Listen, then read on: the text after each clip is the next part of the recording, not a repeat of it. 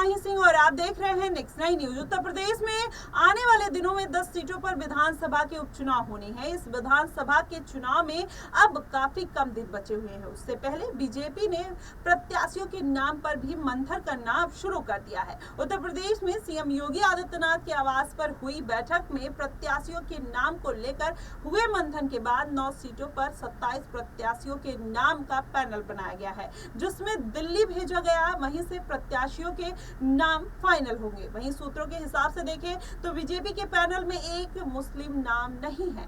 ऐसे में सीसामऊ सीट पर बीजेपी के लिए वो सीट फंसती हुई नजर आ सकती है और सपा को यहां से बीते 6 चुनाव यानी 30 साल से कोई नहीं हरा पाया।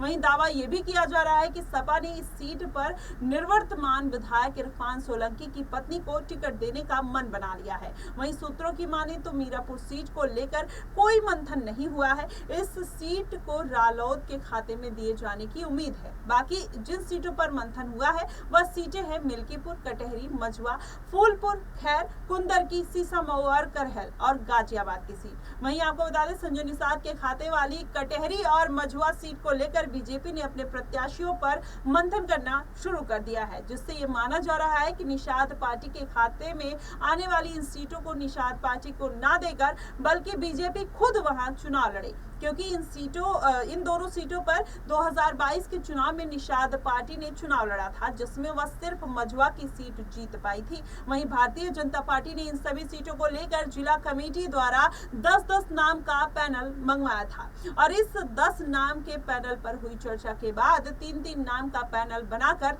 दिल्ली भेजा जा रहा है। वहीं सूत्रों की माने तो जिन नाम को लेकर चर्चा हुई है उनमें से मझवा सीट से सुची स्मिता मौर्य और जितेंद्र तिवारी, रंगनाथ मिश्रा और गाजियाबाद की सीट से अशोक मोंगा, संजीव शर्मा और सत्येंद्र सिसोदिया, गीत और मयंक गोयल, मिल्कीपुर सीट से पूर्व विधायक बाबा गोरखनाथ के साथ एक परिवहन विभाग के अधिकारी के नाम पर भी चर्चा की जा रही है। वहीं कुंदरकी से बात करें तो कुंदरकी से दिनेश ठाकुर और रामवीर सिंह, कटहरी से धर्मराज निषाद और अवधेश द्विवेदी, सुधीर सिंह, करहल सीट पर किसी बड़े चेहरे पर उतारने के लिए मंथन किया जा रहा है। लेकिन देखना दिलचस्प होगा कि आखिरकार जो भारतीय जनता पार्टी ने शीर्ष कमान को नाम भेजा है, आखिरकार उन नामों में से किस पर मुहर लगती हुई नजर आएगी। और योगी आदित्यनाथ अगर जिस तरीके से पूरा समीकरण कटहरी और मिल्कीपुर सीट पर बनाते हुए नजर आ रहे हैं, क्या उस पर जीत हासिल होगी या अखिलेश यादव यहां पर बाजी मारते हुए नजर आएंगे। देखा जाए तो अयोध्या सीट की हार के बाद कहीं ना कहीं अखिलेश यादव और अवधेश प्रसाद का दबदबा